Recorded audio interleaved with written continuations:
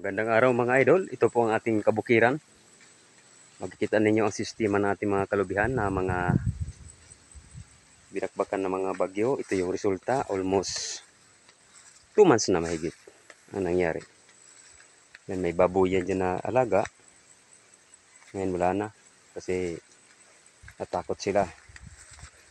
Ito mga brad, ang sitwasyon ng lugar namin sa Catanduanes. Ito itsura ng kabukiran na ngayon may green ang mga damo na lumutang.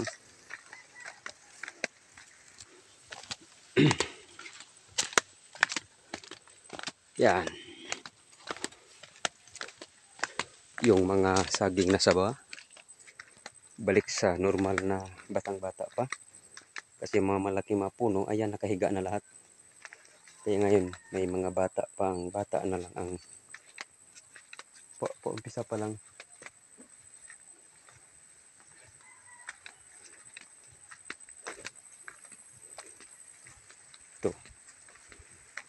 Ito yung tinatawag na farm to market road. Punta sa kabukiran. Sa mga trabaho ng ating mga kababayang mga magsasaka, mag-aabaka.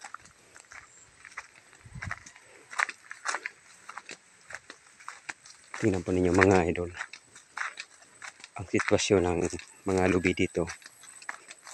Kahit sabihin natin ang mga lubi ay maliliit na puno, pero hindi sila pinatawad ng bagyo. Tingnan nyo, tumagilid yan. Yun na ano yung puno na buwal. Yun, marami doon na nabubuhat, natumba, nahapay.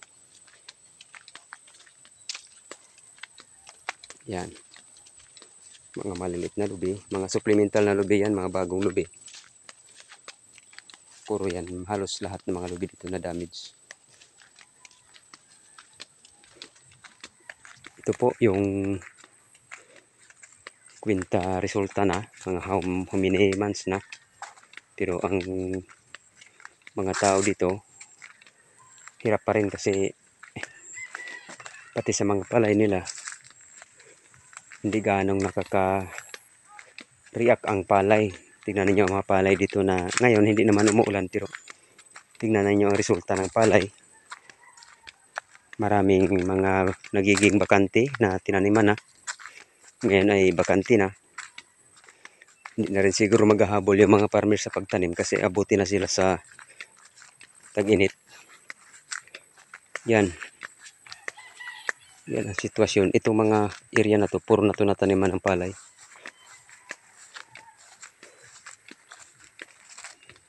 Yan. Makikita nyo yung mga brad, mga idol. Yan o, makikita man natin na may tanim siya. Yan. Kasi ano, may nag-green.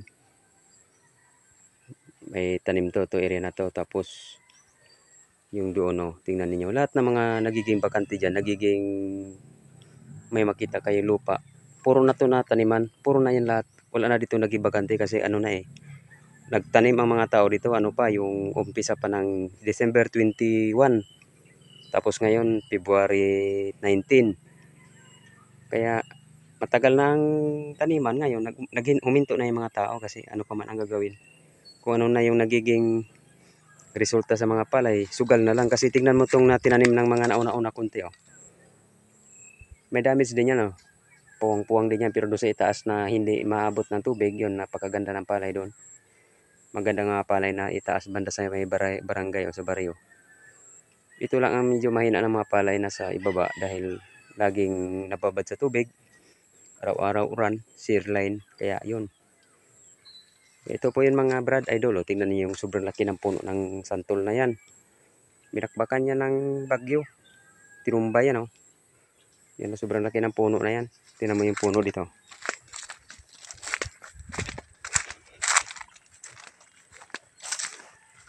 Sobrang laki yan o, nalbuwal o. Ito ang sobrang lakas na bagyo na Pipito. Ito ang ginawa niya. Yan, mga langka, tinumba. Yung bahay na yon, dinimolis na. Ayan po mga idol ang nangyari sa ating lugar dito sa ngayon. Tapos na ang bagyo, manibagong hanap buhay na naman. Kaya salamat po mga idol.